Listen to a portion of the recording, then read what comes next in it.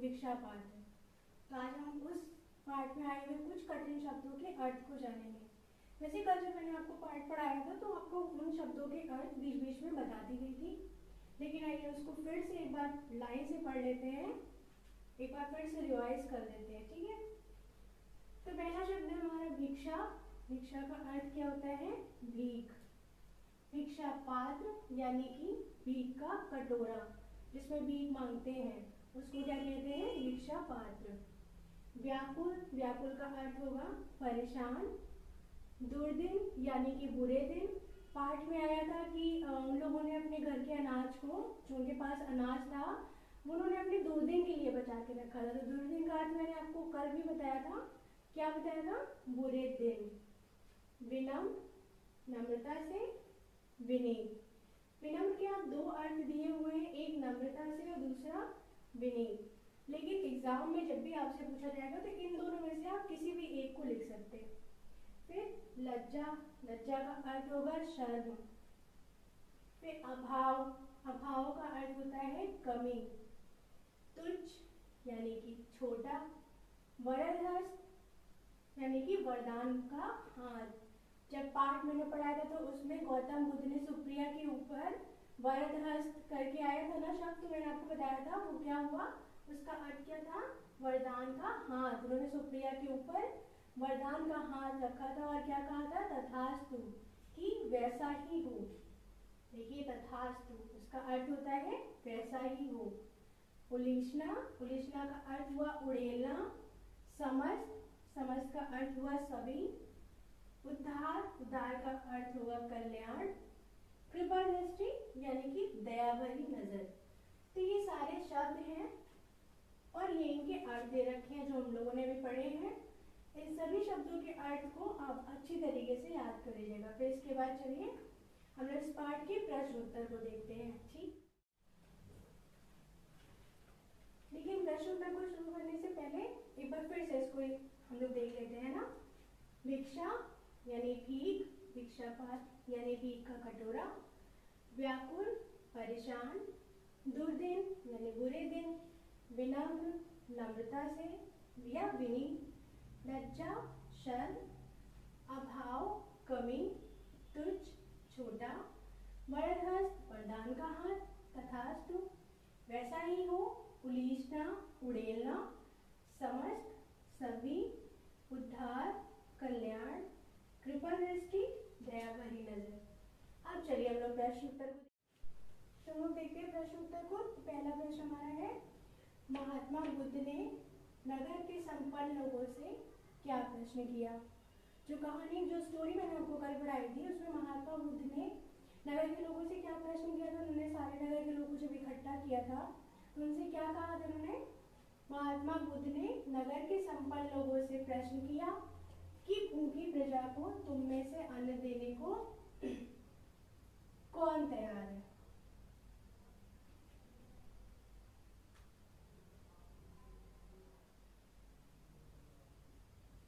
देने को कौन कौन तैयार है?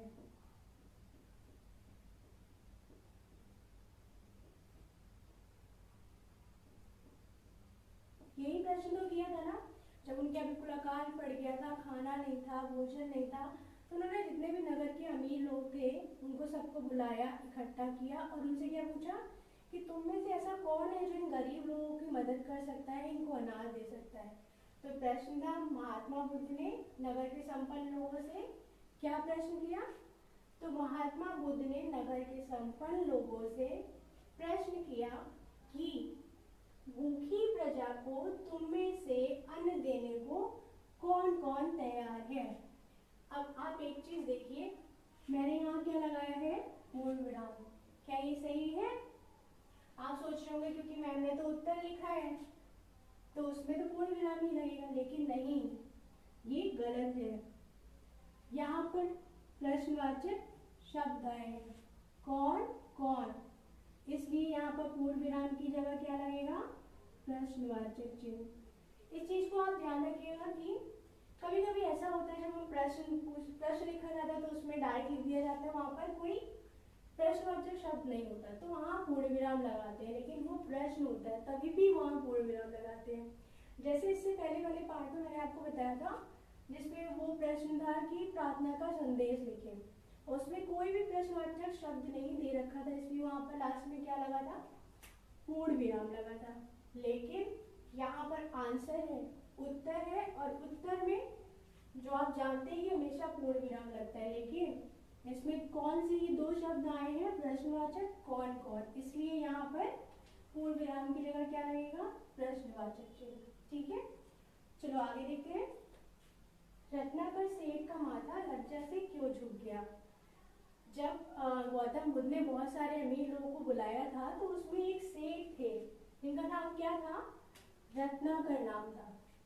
उनका माथा लज्जा से क्यों झुक गया, क्योंकि देखिए कल मैं आपको स्टोरी बताई थी कि रत्नाकर जब गौतम बुद्ध ने पूछा कि आप अन्न दे पाएंगे इन गरीब लोगों को खिला पाएंगे, तो उन्होंने क्या कहते हैं मना कर दिया था, इनकार कर दिया था। तो उनका माथा इसीलिए झुक गया था क्योंकि वो उनकी मदद, इतने अमीर होने के बाद भी उनकी मदद नहीं कर पा रहे थे। तो इसका आंसर, इसका उत्तर होगा रत्नाकर सेठ प्रजा की मदद करने में स्वयं को असमर्थ पा रहा था, इसलिए उसका सर लज्जा से झुक गया। असमर्थ यानी कि वो उन सारी जो प्रजा थी उनको अन्न नहीं पहुंचा सकता था। उसको लग रहा था कि इतना बड़ा नगर है, मैं अकेला आदमी सबको कैसे पहुंचाऊंगा, तो अपने आप को इस चीज में असमर्थ पा रहा था, इसीलिए उसका सर क्या हुआ, लज्जा से झुक गया। लज्जा का अर्थ मैंने इससे पहले आपको बताया था क्या था, शर्म, यानी उसका सर शर्म से झुक गया क्योंकि वो उनकी मदद नहीं कर सकता था इतना अमीर होने के बाद भी। चलो नेक्स्ट देखते हैं। अब ये प्रश्न है, सुप्रिया कौन थी, उसने बुद्ध से क्या कहा। जब मैंने आपको कहानी सुनाई थी तो मैंने आपको बताया था कि जब सारे धनी सेठों ने मना कर दिया था तो भीड़ में से एक लड़की निकल के आई थी, वो कौन थी, सुप्रिया। हाँ, तो सुप्रिया कौन थी, सुप्रिया बुद्ध के एक शिष्य जिसका क्या नाम था, अनाथ पिंडल की बेटी थी। किसकी बेटी थी, सुप्रिया बुद्ध के एक शिष्य थे जिनका नाम था अनाथ पिंडल, उनकी बेटी थी। उसने बुद्ध से नगर में अनाज पहुंचाने का भार लेने की बात कही। जब सारे धनी सेठों ने मना कर दिया था तो सुप्रिया भीड़ में से आगे निकल कर आई और उसने क्या कहा कि मैं नगर के लोगों में अनाज पहुंचाऊंगी, लोगों के घर में। तो फिर प्रश्न, सुप्रिया कौन थी, उसने बुद्ध से क्या कहा। सुप्रिया बुद्ध के एक शिष्य अनाथ पिंडल की बेटी थी। उसने बुद्ध से नगर में अनाज पहुंचाने का भार लेने की बात कही, यानी कि उसने कहा कि ये जिम्मेदारी, ये भार मैं लेती हूँ कि नगर में जितने भी लोग हैं उनके पास अनाज मैं पहुंचाऊंगी, है ना। फिर आगे प्रश्न, सुप्रिया की बात सुनकर धनी सेठों ने क्या किया।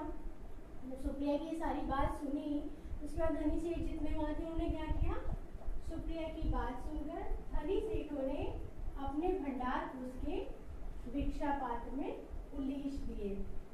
क्या कर दिए, उलीच दिए। उलीचना मैंने भी आपको शब्द अर्थ बताया था, जब पढ़ाया था उसमें मैंने आपको अर्थ बताया था, उलीचने का अर्थ क्या होता है, उड़ेल दिए।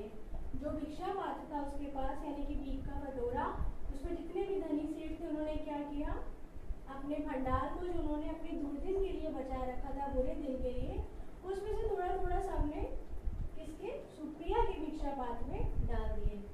अच्छा, एक इस उत्तर में मैं एक चीज और आपको बताना चाहती हूँ। यहाँ लिखा है सुप्रिया की बात सुनकर धनी सेठों ने अपने भंडार उसके भिक्षा पात्र में उलीच दिए। उसके, अब ये उसके किसके लिए प्रयोग किया गया है, सुप्रिया के लिए, क्योंकि भिक्षा पात्र किसका था, सुप्रिया का था। अब अगर हम बार बार सुप्रिया लिखे, सुप्रिया की बात सुनकर धनी सेठों ने अपने भंडार सुप्रिया के भिक्षा पात्र में डाल दिए, तो ये एक सर्वनाम शब्द है। जब आप वो पढ़ेंगे लैंग्वेज, हिंदी लैंग्वेज, तब मैं आपको बताऊंगी। जब कोई भी वाक्य हम लिखते हैं तो उसमें बार बार किसी का नाम ना प्रयोग करके उसकी जगह सर्वनाम शब्द का प्रयोग करते हैं, जिससे कि वाक्य पढ़ने में अच्छा लगे। अब अगर यहाँ पर बार बार सुप्रिया सुप्रिया सुप्रिया करके लिखेंगे तो वो वाक्य सुनने में थोड़ा अच्छा नहीं लगेगा, इसलिए सर्वनाम शब्दों का प्रयोग किया जाता है। तो इस उत्तर में उसके यानी कि सुप्रिया के, तो क्या किया धनी सेठों ने, सुप्रिया के भिक्षा पात्र में अपने भंडार जो उन्होंने इकट्ठे कर रखे थे तो उलीस दिए, उलीसना यानी कि उड़ेल दिया। फिर जब सारा उसके पास आ गया फिर घर घर जाकर वो सबको अनाज देने लगी और फिर सब जितने भूखे प्यासे लोग थे उन लोगों को अन्न मिल गया। तो उसमें देखिए पहले वाले प्रश्न को, सेठ धर्मपाल की दूसरी चिंता क्या थी। पहली चिंता क्या थी उसकी कि गांव में जो सूखा पड़ गया था, अकाल पड़ गया था, अनाज नहीं मिल रहा, उससे तो सब परेशान थे, तो सेठ धर्मपाल भी उससे परेशान था। लेकिन उसके अलावा एक और जो दूसरी उसकी चिंता थी वो क्या थी, भूख प्यास से व्याकुल पक्षियों की। क्या उसे जो पक्षी थे भूख प्यास से व्याकुल थे उनकी चिंता थी? नहीं। टी वाला ऑप्शन तो हो गया गलत। बच्चों की शिक्षा की, ऐसा भी कुछ उसने नहीं बोला था जो हम लोगों ने कहानी पढ़ी थी ना, तो ये भी हो गया गलत। जन जन तक अनाज पहुंचाने की, जब गौतम बुद्ध ने सभी धनी सेठों को बुलाया तब किसको, धर्मपाल को भी बुलाया था, लेकिन धर्मपाल ने भी मना कर दिया अनाज देने से।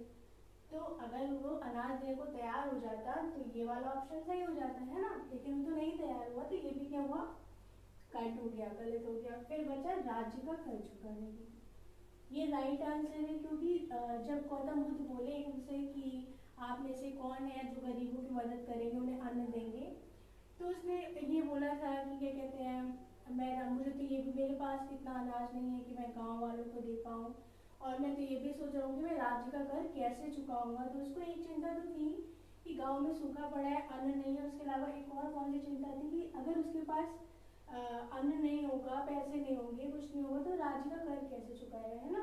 उसकी जो दूसरी चिंता कौन सी थी, राज्य का कर चुकाने की।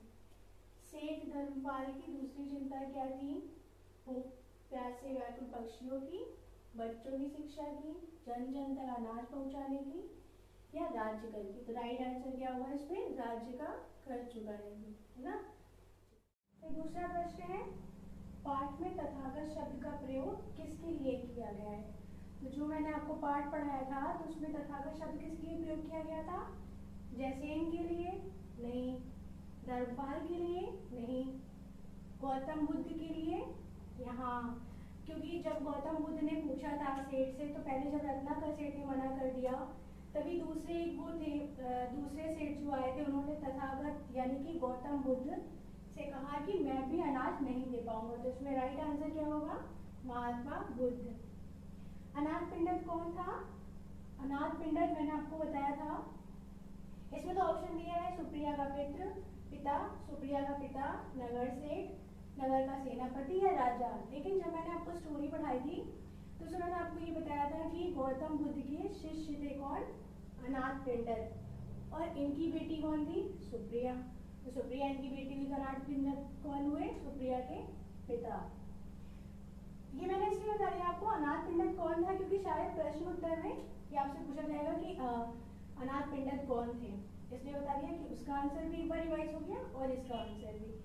और सुप्रिया कौन थी, जो भीड़ में से एक लड़की निकल कर आई थी जिसने गरीबों की मदद करने के लिए बोला था कि इसका भार मैं उठाऊंगी। तो एक बार फिर से देख लेते हैं, सेठ धर्मपाल की दूसरी चिंता क्या थी, भूख प्यास से व्याकुल पक्षियों की, बच्चों की शिक्षा की, जन जन तक अनाज पहुंचाने की, या राज्य का कर चुकाने की। तो उसकी चिंता कौन सी थी, राज्य का कर चुकाने की। पाठ में तथागत शब्द का प्रयोग किसके लिए किया गया है, महात्मा बुद्ध के लिए। अनाथ पिंडक कौन था, सुप्रिया का पिता। तो इसके साथ ही ये वाला पार्ट, इसका रिवीजन आज खत्म हो जाता है। फिर नेक्स्ट वीडियो में हम लोग नेक्स्ट चैप्टर का रिवीजन करेंगे।